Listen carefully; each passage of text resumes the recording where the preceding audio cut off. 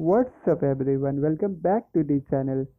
आज हम स्टार्ट करने जा रहे हैं क्लास 9th सीबीएसई की second chapter, that is matter around us pure. इस वीडियो को देखने के बाद आपके मन में कोई भी डाउट इस चैप्टर से रिलेटेड नहीं रह जाएगी। तो चलिए इस जर्नी को स्टार्ट करते हैं। Let's begin.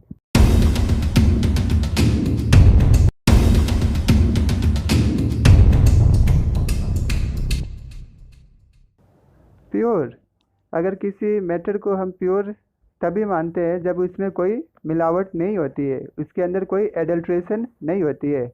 लेकिन साइंटिस्ट के अकॉर्डिंग ये कॉन्सेप्ट गलत है। फॉर एग्जांपल, अगर हम प्योर मिल्क की बात करें तो उसके अंदर बाय डिफ़ॉल्ट उसके अंदर मिक्सचर है वाटर की, फैट की, प्रोटीन्स की और भी बहुत सारे कंपोनेंट्स उसके अंदर है। तो अगर प्योर मिल्क हम अपने हाथों से काऊ की मिल्किंग भी कर लेना तो वो प्योर नहीं होगी, क्योंकि by default it is a mixture of different components such as water, fat, proteins etcetera. That is why milk comes under the category of mixture, not pure. तो आइए जानते हैं प्योर शब्द का मतलब क्या है केमिस्ट्री में। It means all the constituent particles of that substance are the same in their chemical nature. इसका मतलब ये हुआ कि वो सभी सब्सटेंस प्योर कहलाएगा अगर उनकी पार्टिकल्स जिन छोटे छोटे पार्टिकल्स से मिलके वो सब्सटेंस बने रहते हैं, अगर वो उनके पार्टिकल्स आपस में केमिकली सेम रहेंगे ना, तो हम उन सब्सटेंस को प्योर कहेंगे। फॉर एग्जांपल, आयरन सब्सटेंस की बात करें तो आयरन की जितनी भी पार्टिकल्स आएगी एफ ई वही निकलेगी। तो वो सभी की केमिकल नेचर आपस में सेम है, तो हम उसे कह सकते हैं कि वो एक प्योर सब्सटेंस है। सिमिलरली, अगर हम ऑक्सीजन की बात करें तो ऑक्सीजन की जितनी भी पार्टिकल्स आएगी वो ऑक्सीजन की ही पार्टिकल्स होगी, उनकी केमिकल नेचर आपस में सेम होगी, तो वो भी प्योर सब्सटेंस कहलाएगी। सिमिलरली, वाटर जो है ना वो भी प्योर सब्सटेंस कहलाएगी। वो इसलिए क्योंकि वाटर के अंदर जितने भी पार्टिकल्स निकल के आएंगे वो सभी H2O मॉलिक्यूल्स ही निकल के आएंगी। तो हम कह सकते हैं कि जो प्योर सब्सटेंस है ना वो सिर्फ और सिर्फ सिंगल टाइप ऑफ पार्टिकल्स से मिलकर ही बने होते हैं। आइए जानते हैं कि सब्सटेंस किसे कहते हैं, क्योंकि एनसीईआरटी में हमारे पास एक क्वेश्चन है, what do you mean by substance. तो it is a pure single form of matter. Substance खुद ही एक pure single form of matter कहलाती है। Since everything is made up of matter in this universe and matters are of two type, pure matter and impure matter. Impure matter are also called mixtures. Mixture जो है ना ये contain करता है more than one kind of pure matter है, जिसे हम substance भी कहते हैं। और वो सब्सटेंस ना या तो वो एलिमेंट हो सकता है या फिर कंपाउंड हो सकता है। एलिमेंट और कंपाउंड दोनों ही प्योर मैटर के कैटेगरी में आते हैं, वो हम आगे डिस्कस करेंगे। अगर प्योर मैटर को हम मिक्स कर दे किसी भी प्रोपोर्शन में, मतलब यहाँ पे कितने भी रेशियो में आप मिक्स कर दे तो वो मिक्सचर बन जाती है। फॉर एग्जांपल, सॉफ्ट ड्रिंक में हमारे पास शुगर है, कार्बन डाइऑक्साइड है, वाटर है, डिफरेंट कलर्स रहते हैं। तो ये एक एग्जांपल है मिक्सचर्स की। Similarly, soil is also a good example of mixture, क्योंकि सोइल के अंदर मिक्सचर है ऑर्गेनिक मैटर का, मिनरल्स का, gases, liquids, organisms and etcetera. If we talk about tea, then it is also a good example of common mixture, क्योंकि tea के अंदर आप जितने भी शुगर डालो, मिल्क डालो, वाटर डालो, चपत्ती डालो, बननी तो टी है, चाहे वो अच्छी बने या बुरी बने। आप किसी भी रेशियो में डालो, बननी तो टी है, वहाँ पे रेशियो जो है वो फिक्स्ड नहीं है। तो इसलिए ये भी एक एग्जांपल है मिक्सचर का। ओके, आइए जानते हैं प्योर सब्सटेंस और मिक्सचर के बीच में क्या क्या डिफरेंसेस है। प्योर सब्सटेंस जो है ये सिर्फ और सिर्फ सिंगल टाइप ऑफ सब्सटेंस से बनी रहती है, जबकि मिक्सचर जो है टू और मोर देन प्योर सब्सटेंस से ही मिलकर बनी होती है। प्योर सब्सटेंस को हम अलग नहीं कर सकते किसी भी फिजिकल मेथड से, क्योंकि ये तो सिंगल टाइप ऑफ सब्सटेंस से ही बनी हुई है। मिक्सचर के कंपोनेंट्स को हम सेपरेट कर सकते हैं bye physical method. Pure substance जो है ये खुद की इसकी डेफिनेट प्रॉपर्टीज़ होती है, जबकि मिक्सचर्स की कोई डेफिनेट प्रॉपर्टीज़ नहीं होती है, ये तो अपने कंपोनेंट्स की प्रॉपर्टीज़ को शो करती है। प्योर सब्सटेंस की एग्जांपल हो गई oxygen, iron, water, sugar, salt etcetera. जबकि मिक्सर की एग्जांपल हो गई, अगर शुगर को हम वाटर में डाल दें तो वो मिक्सर हो गई। Salt in water, soil, oil and water, milk, face cream etcetera. इस स्लाइड में हम बात करेंगे टाइप्स ऑफ मिक्सर्स के बारे में। मिक्सर्स जो है वो दो तरह के होते हैं, एक होमोजेनियस और दूसरे heterogeneous on the basis of nature of the components. आइए जानते हैं होमोजेनियस और हेट्रोजेनियस के बीच में क्या डिफरेंसेस है। होमोजेनियस मिक्सर्स, यहाँ पे ना ये यूनिफॉर्म कंपोजिशन बनाते हैं थ्रू आउट दी सॉल्यूशन, जबकि हेट्रोजेनियस मिक्सर जो है ये नॉन यूनिफॉर्म कंपोजिशन होती है through out the solution. For example, अगर हम चॉक के पार्टिकल्स को वाटर में डिजोल्व करें तो वो इवनली डिस्ट्रीब्यूट नहीं होती है, वो आफ्टर सम टाइम नीचे सेटल डाउन हो जाती है। डैट मीन्स ऊपर में अगर चॉक की कॉन्सेंट्रेशन की बात करें तो वो काफ़ी ना के बराबर ही होती है, बीच में जो है ना मिडल में वो थोड़ी सी हल्की सी होती है और नीचे काफ़ी ज़्यादा मात्रा में होती है। तो यहाँ पे वो इवनली डिस्ट्रीब्यूट नहीं होती है, इसलिए हम बोल सकते हैं कि ये नॉन यूनिफॉर्म कंपोजिशन बनाता है। कौन सा mixers? Heterogeneous mixers. Okay.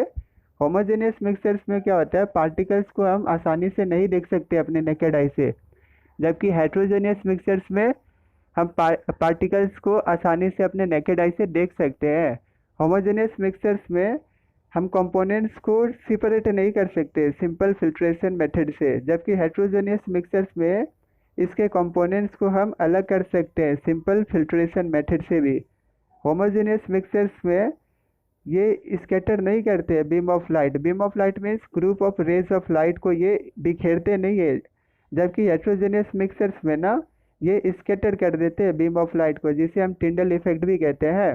Homogeneous mixers में पार्टिकल्स की साइज़ काफ़ी छोटी होती है, जिसकी वजह से हम नहीं देख सकते हैं, और जबकि हेट्रोजेनियस मिक्सर्स में पार्टिकल्स की साइज़ काफ़ी बड़ी होती है, जिसकी वजह से हम इसे आसानी से अपने नेकेड आई से भी देख सकते हैं। होमोजेनियस मिक्सर्स की एग्जांपल हो गई शुगर सॉल्यूशन, एलोएज, क्योंकि शुगर को अगर हम डिजोल्व करें वाटर में तो हम क्या देखते हैं, शुगर अच्छे तरह से ऊपर से लेकर नीचे तक काफ़ी अच्छे से वो डिजोल्व हो जाते हैं, इवनली वो डिस्ट्रीब्यूट हो जाती है through out the particles of the water, जहाँ पे वो स्पेसेस होती है, जबकि हेट्रोजेनियस में ऐसे देखने का नहीं मिलता। For example mud in water, ink. Homogeneous mixture में ना ये सिर्फ और सिर्फ सिंगल फेस होती है, जबकि हेट्रोजेनियस मिक्सर्स में 2 और मोर फेसेस दिखेगी, कहीं पे एक लेयर दिखेगी, कहीं पे कुछ और लेयर दिखेगी। तो ये 2 फेसेस भी हो सकते हैं या 2 से ज़्यादा भी फेसेस हो सकती है। ओके गाइज, इस स्लाइड में हम बात करेंगे टाइप्स ऑफ सॉल्यूशंस के बारे में। उससे पहले मैं आपको सॉल्यूशंस के बारे में बता देता हूँ गाइज। सॉल्यूशन जो है ना ये बनती है solute plus solvent gives us solution. Solute जो होती है वो हमेशा लेस अमाउंट में हम डालते हैं सॉल्वेंट के अंदर, और सॉल्वेंट जो होती है वो ग्रेटर अमाउंट में होती है इन कंपैरिजन टू सॉल्यूट, और दोनों मिल कर ना हमें जो मिलती है वो उसे हम सॉल्यूशन कहते हैं। फॉर एग्जांपल, अगर हम शुगर को डिजोल्व करें वाटर में तो शुगर हमारी कहलाएगी सॉल्यूट और वाटर हमारी कहलाएगी सॉल्वेंट, और जो दोनों का मिक्सर जो बन के निकलेगा ना उसे हम सॉल्यूशन कहते हैं। तो आइए जानते हैं टाइप्स ऑफ सॉल्यूशंस के बारे में। हमारे पास 3 तरह के सॉल्यूशन होते हैं, एक हो गई ट्रू सॉल्यूशन, एक हो जाती है हमारे पास कोलोइड, और एक हो जाएगी हमारे पास सस्पेंशन। ट्रू सॉल्यूशन जो है गाइस ये हमारे पास होमोजेनियस मिक्सर्स की कैटेगरी में आएगी, जबकि कोलोइड और सस्पेंशन जो है ये दोनों हमारे पास हेट्रोजेनियस मिक्सर्स के कैटेगरी में आएगी। ट्रू सॉल्यूशन में सॉल्यूट की पार्टिकल्स की साइज काफ़ी छोटी होती है, ये होती है less than 1 nanometre. 1 nanometre is equivalent to 10⁻⁻⁹ metre. Okay guys, जबकि कोलोइड में पार्टिकल्स की साइज जो है ना वो बिटवीन होती है 1 नैनोमीटर से लेके 1000 नैनोमीटर के बीच में। सस्पेंशन में सॉल्यूट की पार्टिकल्स होती है more than 1000 nanometre. True solution में पार्टिकल्स जो है ना वो फिल्टर पेपर से पास नहीं कर सकते, जबकि कोलोइड में पार्टिकल्स आसानी से फिल्टर पेपर से पास हो जाते हैं, और सस्पेंशन में भी वो नहीं हो पाते हैं। ट्रू सॉल्यूशन में सॉल्यूट के पार्टिकल्स स्टेबल रहते हैं, कोलोइड में भी सॉल्यूट के पार्टिकल्स स्टेबल होते हैं, वो सेटल हो सकते हैं सेंट्रीफ्यूगेशन मेथड से। सस्पेंशन में वो अनस्टेबल रहते हैं, वो खुद ही सेटल डाउन हो जाते हैं। ट्रू सॉल्यूशन की एग्जांपल्स हो गई solution of sodium chloride in water, that means salt in water. Okay, sugar and water is also an example of true solution. Milk और fog ये दोनों ही एग्जाम्पल हो गई कोलोइड की. Muddy water, chalk and water, smoke in the air, ये सभी examples हो गई सस्पेंशन की. अगर ट्रू सॉल्यूशन में हम अपीयरेंस की बात करें तो ये ट्रांसपेरेंट होते हैं, जबकि कोलोइड में यहाँ पे ये ओपेक होते हैं. सस्पेंशन में अगर अपीयरेंस की बात करें तो ये ट्रांसलूसेंट होती है. ट्रांसपेरेंट की मतलब हो गई गाइस कि सॉल्यूशन जो है ना हम उसे एक साइड से दूसरी साइड की ओर देख सकते हैं, जबकि कोलोइड में इसके सॉल्यूशन को हम नहीं देख पाएंगे, वो ओपेक होती है. जबकि सस्पेंशन में वो ट्रांसलूसेंट होती है, दैट मीन्स वो पार्शियली हमें दिखेगी और पार्शियली हमें नहीं दिखेगी. कोलोइडल सॉल्यूशन जो है ना इसकी टू फेसेस होती है. एक फेस को हम बोलते हैं डिस्पर्स्ड फेस और दूसरे को डिस्पर्सन मीडियम. डिस्पर्स्ड फेस वो होती है जो स्मॉल अमाउंट में प्रेजेंट रहती है, डिस्पर्सन मीडियम वो होती है जो लार्ज अमाउंट में प्रेजेंट रहती है. इसे आप ऐसे समझ लो कि डिस्पर्स्ड फेस हो गई हमारी सॉल्यूट और डिस्पर्सन मीडियम हो गई हमारी सॉल्वेंट. टिंडल इफेक्ट देखते हैं गाइस. टिंडल इफेक्ट क्या होती है? The particles of colloid are large enough to scatter a beam of light passing through it and makes it part visible, thus they show Tyndall effect. Colloid की जो particles होती है ना उसकी size इतनी भी छोटी नहीं होती है कि वो स्कैटर ना कर पाए बीम ऑफ लाइट को, तो वो कुछ हद तक बड़ी होती है, जिसके वजह से क्या होती है वो स्कैटर कर देती है बीम ऑफ लाइट को, और इस लाइट के बीम को वो विजिबल बना देती है, इसके पार्ट को, इसके रास्ते को, जिसे हम टिंडल इफेक्ट कहते हैं.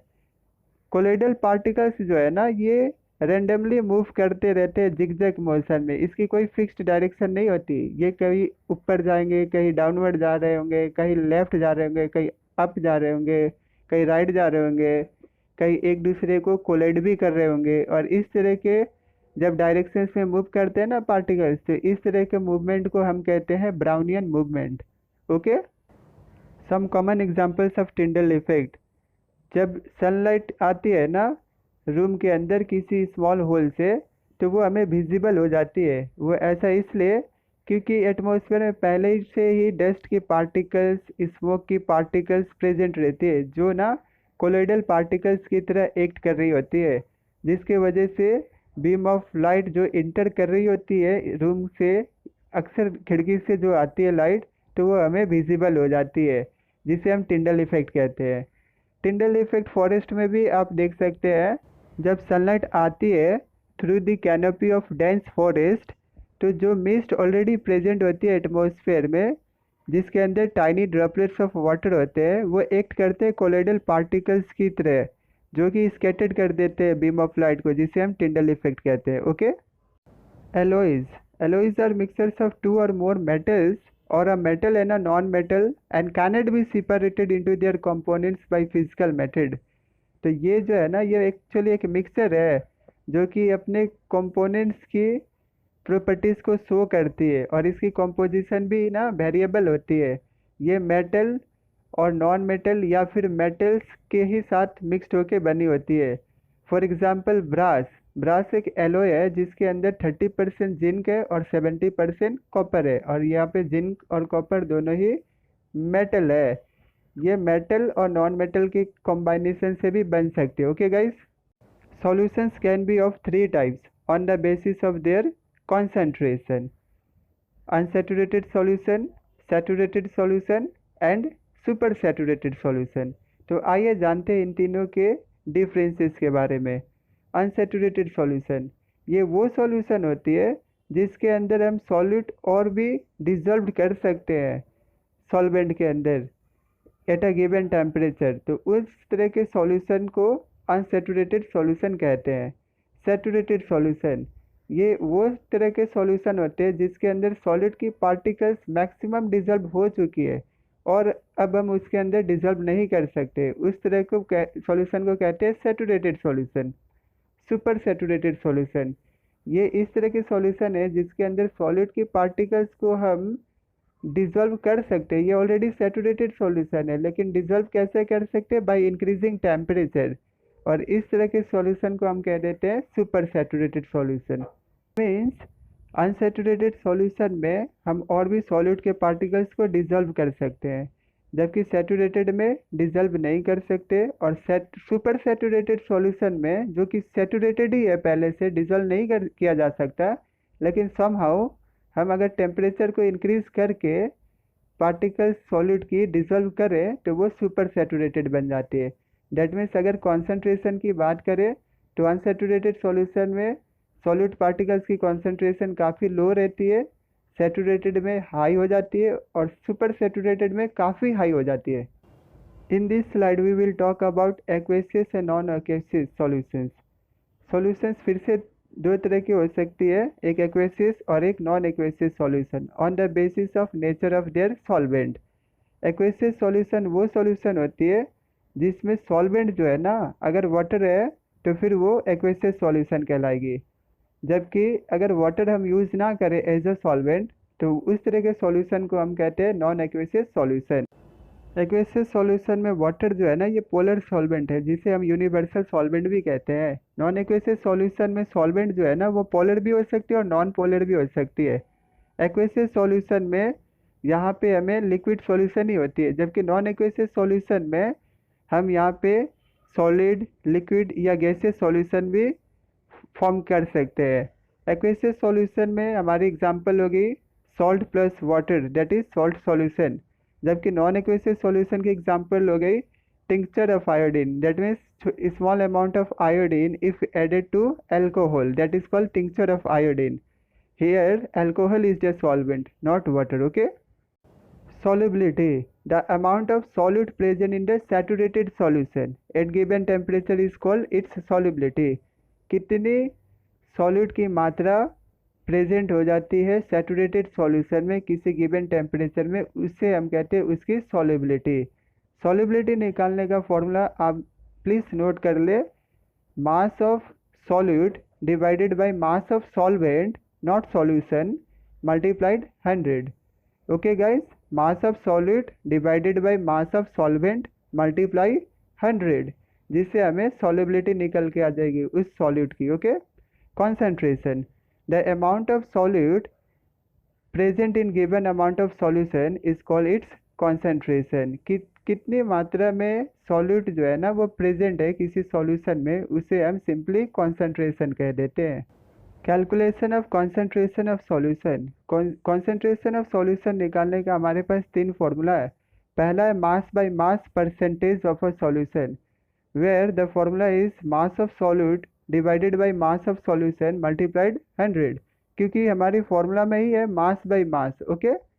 फिर से मास बाय वॉल्यूम, तो हमारी फार्मूला आएगी मास of solute divided by volume of solution multiplied 100, जबकि तीसरी फार्मूला है वॉल्यूम बाय वॉल्यूम, तो हमारी फार्मूला आएगी volume of solute divided by volume of solution multiplied with 100, volume by volume percentage of a solution.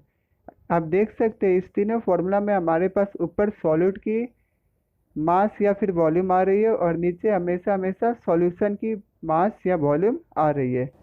आइए जानते हैं मिक्सर के कंपोनेंट्स को कैसे अलग किया जाता है। एवापोरेशन, इंक जो है ना वो एक्चुअली एक मिक्सर है डाई इन वाटर की, कलर जो है ना वो मिक्स्ड रहती है ऑलरेडी वाटर में, तो इसे हम अलग कर सकते हैं by the method called evaporation. Water जो है ना ये वोलाटाइल कंपोनेंट होती है जो कि आसानी से एवापोरेट हो जाती है, जबकि डाई जो है ना वो नॉन वोलाटाइल सॉलिड रहती है, दैट मीन्स वो आसानी से एवापोरेट नहीं होते।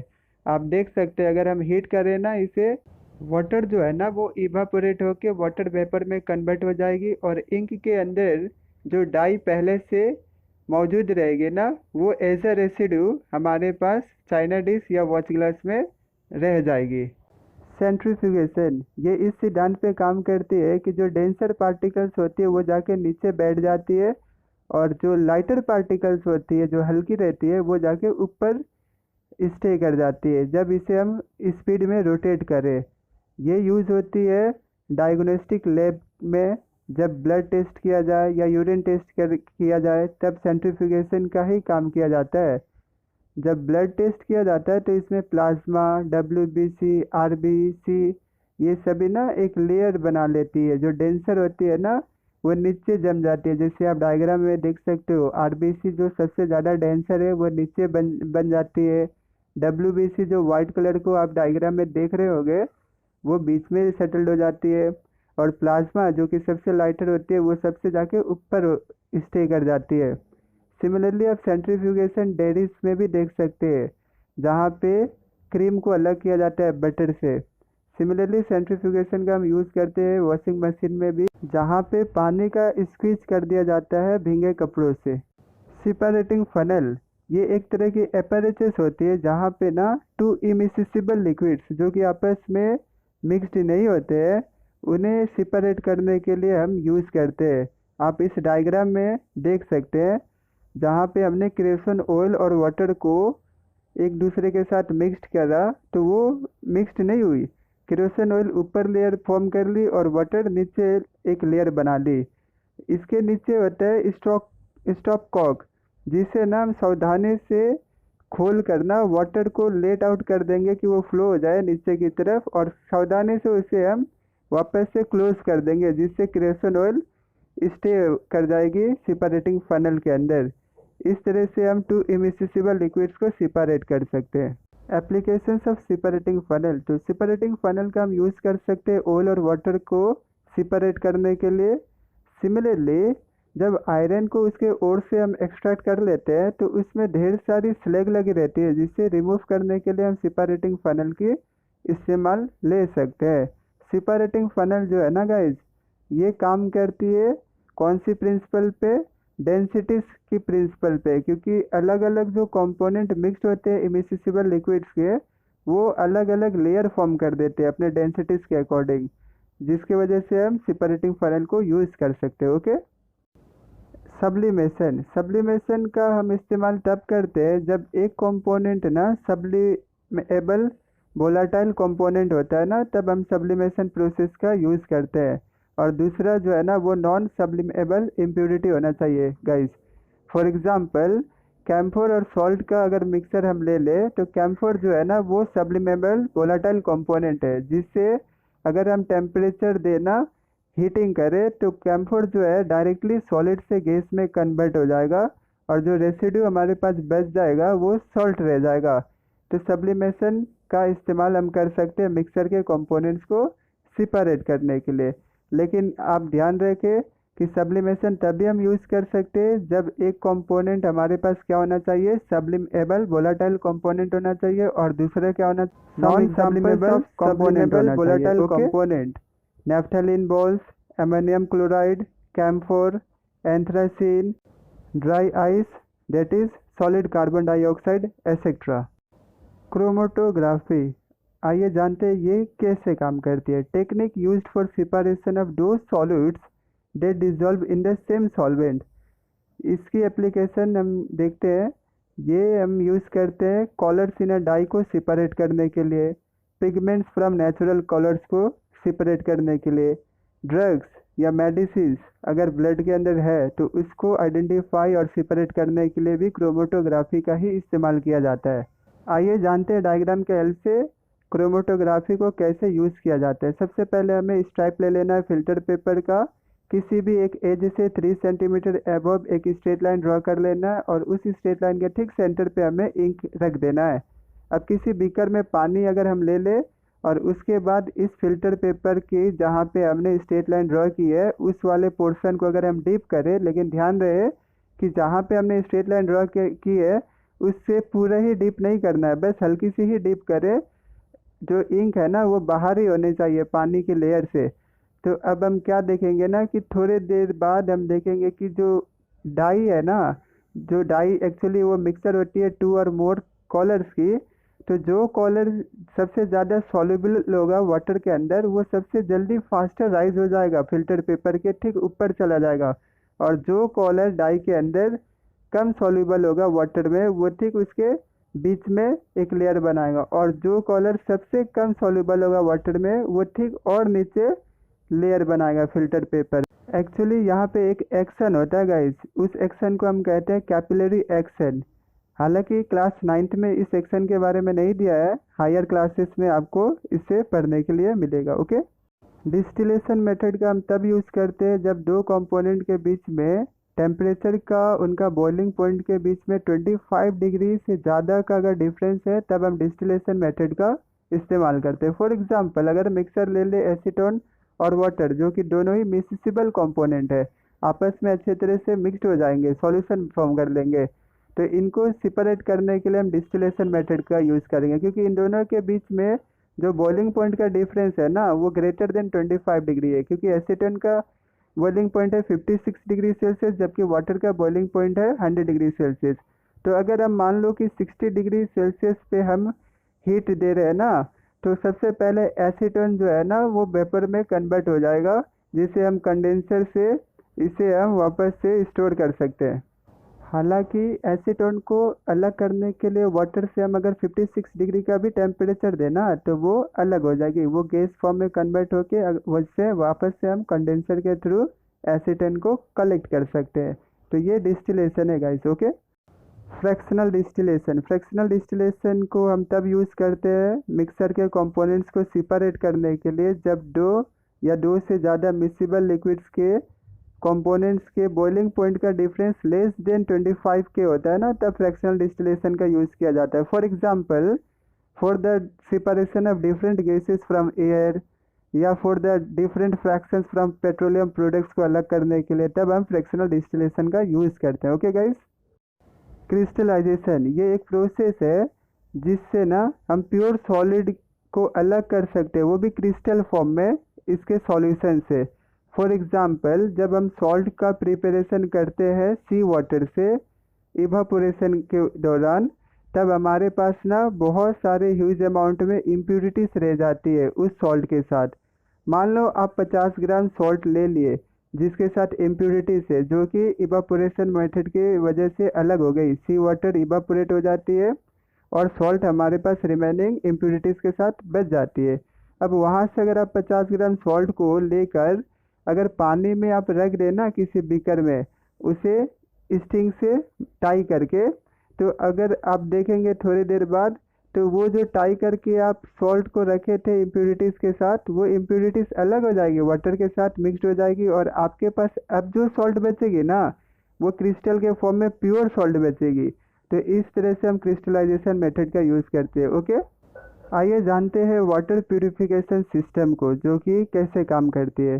सबसे पहले वाटर जो है रिजर्वर में इसे स्टोर कर लिया जाता है, उसके बाद इसे सेडिमेंटेशन टैंक से होकर गुजरना होता है, जहाँ पे इसके सॉलिड्स जो है ना सेटल डाउन हो जाते हैं। उसके बाद ये लोडिंग टैंक को होके जाती है, जहाँ पे सस्पेंडेड इम्प्यूरिटीज ना सेडिमेंट हो जाते हैं, नीचे जम जाते हैं। उसके बाद ये फिल्ट्रेशन टैंक से होके जाती है, जहाँ पे वाटर जो है ना फिल्टर होते रहते हैं, fine sailed gravel, course gravel, ये सब ना जो पेबल्स वगैरह है, कंकर वगैरह, ये सब अलग हो जाते हैं। उसके बाद वाटर जो है ना हमारे घरों के टैप वाटर में आने से पहले उसे क्लोराइन किया जाता है। क्लोराइन इसलिए किया जाता है क्योंकि इसके अंदर जो भी बैक्टीरिया मौजूद है ना वो सब के सब किल हो जाते हैं। ओके, एप्लीकेशंस ऑफ क्रिस्टलाइजेशन, तो क्रिस्टलाइजेशन मेथड को हम यूज़ करते हैं सॉल्ट को प्यूरिफिकेशन करने के लिए सी वाटर से। सिमिलरली क्रिस्टल्स के फॉर्म में जब हम एलम को सेपरेट कर लेते हैं उसके इम्प्यूरिटी से, एलम डेट मीन्स फिटकरी, उसको अलग करने के लिए वो भी प्योर फॉर्म क्रिस्टल के फॉर्म में, तब भी हम क्रिस्टलाइजेशन मेथड का ही यूज़ करते हैं। ओके गाइस, इस स्लाइड में हम डिस्कस करेंगे फिजिकल चेंज और केमिकल चेंज के डिफरेंसेस के बारे में।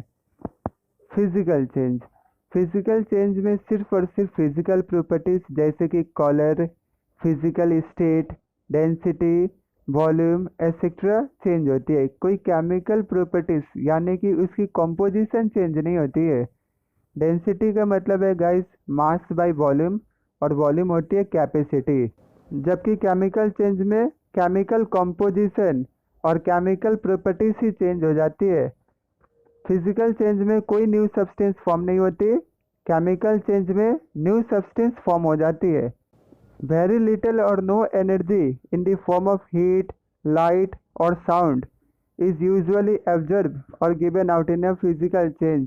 जबकि केमिकल चेंज करने के लिए ना एनर्जी का एब्जॉर्प्शन ज़रूरी है, और साथ ही में वो इवॉल्व भी कर देते हैं, डेट मीन्स एनर्जी रिलीज भी करते हैं।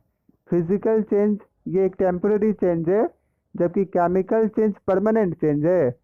फिजिकल चेंज यहाँ पे और the original form of substance can be regain bye simple physical method. Simple physical method से वो वापस से पहले वाले फॉर्म में आ जाता है, जबकि केमिकल चेंज में ना एक बार सब्सटेंस चेंज हो जाता है ना तो वो वापस से उस फॉर्म में नहीं आ जाता।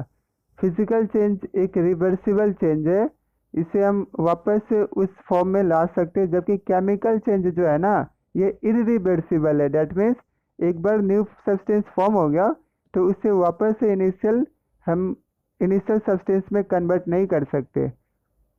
Examples of physical changes are crushing a can, melting an ice cube, boiling water etcetera. जब हम केन को क्रश करते हैं ना तो वो पहले एक सिलेंडर शेप में रहती है, बाद में वो एक इरेगुलर शेप ले लेती है, जबकि इसकी कॉम्पोजिशन चेंज नहीं हुई। पहले भी वो टीन थी और बाद में भी वो टीन ही रहती है।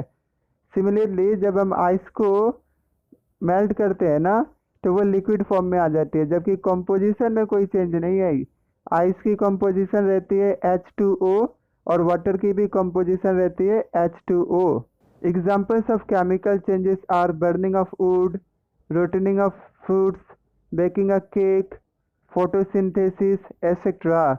जब हम वुड को बर्न करते हैं तो वो एसेस में कन्वर्ट हो जाती है, और एक बार वुड अगर कन्वर्ट हो गई एसेस में तो वो वापस से वुड नहीं बन सकती, वो इरिवर्सिबल नेचर की होती है। सिमिलरली फ्रूट्स जब सड़ जाते हैं ना, रोट हो जाते हैं, तो वापस से वो फ्रेश नहीं हो सकते हैं, वो इरिवर्सिबल चेंजेस है। रस्टिंग ऑफ आयरन में भी यही होता है। आयरन जो पहले काफ़ी सॉलिड होती है, हार्ड होती है, जब रस्ट कैच कर लेता है तो वो बहुत ही वीक हो जाती है, फ्रीगल हो जाती है, आसानी से वो ब्रेक हो सकती है। तो वो क्या है ना गाइस, ये एक इरिवर्सिबल चेंजेस यहाँ पे हमें दिखने को मिल रहा है, और ये सारी की सारी एग्जांपल्स है केमिकल चेंजेस के। Okay, pure substance. Pure substance दो चीज़ों से मिलकर बनी होती है, एक एलिमेंट्स और दूसरी कंपाउंड्स। आइए जानते हैं एलिमेंट्स किसे कहते हैं और कंपाउंड्स किसे कहते हैं, और साथ ही में इन दोनों के बीच में क्या डिफरेंसेस है। एलिमेंट्स ये वो सब्सटेंसेस होती है जिसे हम ब्रेक डाउन नहीं कर सकते इनटू मोर सिंपलर सब्सटेंसेस में। For example copper, oxygen, iron, hydrogen, mercury etcetera. Copper जो है ना ये एलिमेंट है, क्योंकि ये एक ऐसी सब्सटेंस है जो जिसे हम ब्रेक डाउन करें तो सिर्फ और सिर्फ कॉपर की ही पार्टिकल्स निकल के आएगी, तो ये अपने आप में एक प्योरेस्ट फॉर्म है। तो ये एलिमेंट की एक एग्जाम्पल है। ओके, कंपाउंड्स जब दो या दो से ज़्यादा एलिमेंट्स केमिकली कॉम्बाइन होते हैं, वो भी एक फिक्स्ड रेशियो में, तो वो कंपाउंड कहलाते हैं। For example water, methane, sugar, salt etcetera. अगर वाटर की हम बात करें जिसकी सिंबल H2O है, यहाँ पे 1:8 रेशियो होती है हाइड्रोजन और ऑक्सीजन की। अगर हम 9 ग्राम वाटर की बात करें तो वहाँ पे हमें 1 ग्राम हाइड्रोजन मिलेगी और 8 ग्राम ऑक्सीजन मिलेगी। सिमिलरली अगर हम 18 ग्राम वाटर की बात करें तो वहाँ पे हमें 2 ग्राम हाइड्रोजन गैस मिलेगी, जबकि 16 ग्राम ऑक्सीजन गैस मिलेगी। कैरेक्टरिस्टिक्स ऑफ हाइड्रोजन गैस, ये कलरलेस होती है, ऑर्डरलेस होती है, डेट मीन्स इसकी कोई स्मेल नहीं होती, ये कंबस्टिबल होती है, डेट मीन्स ये हाईली इन्फ्लेमेबल गैस है क्योंकि इसकी कैलोरीफिक वैल्यू काफ़ी हाई होती है। It Burns with pop sound. अगर हम बर्निंग कैंडल को इस गैस के पास ले जाए तो ये पॉप साउंड करके बर्न होती है। Characteristics of hydrogen sulphide gas, ये भी कलरलेस गैस होती है, ये पॉइजनस गैस भी होती है, और ये स्मेल करती है जैसे कि रोटन एग की तरह। Now let us discuss about mixers and compounds. जब दो या दो से ज़्यादा एलिमेंट्स या कंपाउंड्स को मिक्स कर देते हैं ना तो वो मिक्सर बन जाती है, जबकि कंपाउंड में क्या होती है, जब दो या दो से ज़्यादा एलिमेंट केमिकली कंबाइन किया जाए वो भी एक फिक्स्ड रेशियो में, तभी वो कंपाउंड बनती है। कंपोजिशन की बात करें तो मिक्सर्स में वो वेरिएबल होती है, जबकि कंपाउंड्स में वो फिक्स्ड होती है। मिक्सर्स में ना आप कितने भी कंपोनेंट्स की अमाउंट को आपस में मिक्स करें तो वो मिक्सर बन ही जाती है। फॉर एग्जांपल टी, जबकि कंपाउंड्स में ऐसा नहीं है। आपको एक फिक्स्ड रेशियो में ही उसके कंपोनेंट्स को लेना पड़ेगा, तभी वो कंपाउंड बनती है। मिक्सर जो है ना, ये प्रॉपर्टीज शो करती है अपने कंपोनेंट्स की, जबकि कंपाउंड्स जो है ना, ये टोटली डिफरेंट प्रॉपर्टीज शो करती है, क्योंकि यहाँ पे एक नया प्रोडक्ट फॉर्म हो जाता है। मिक्सर्स के कंपोनेंट्स को आसानी से अलग किया जा सकता है फिजिकल मेथड के द्वारा, जबकि कंपाउंड्स के कंपोनेंट्स को हम फिजिकल मेथड से सेपरेट नहीं कर सकते। इसके लिए ना हमें केमिकल या फिर इलेक्ट्रोकेमिकल मेथड अप्लाई करना पड़ेगा। ओके।